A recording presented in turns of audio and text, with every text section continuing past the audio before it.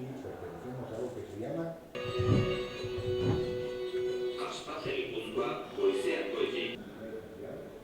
Fue una iniciativa de luchar, de encontrar...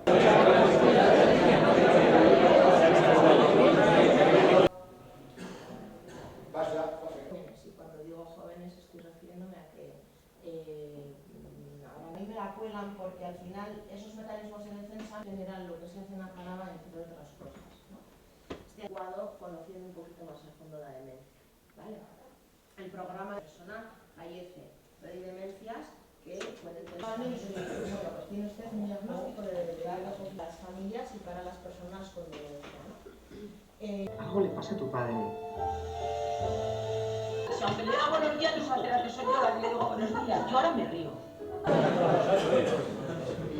Vale, pues lo mismo, son personas que se juntan y el programa Montessori es un programa que va dirigido a personas con demencia. Si miramos a nuestro alrededor y nos fijamos en lo negativo, ¿no?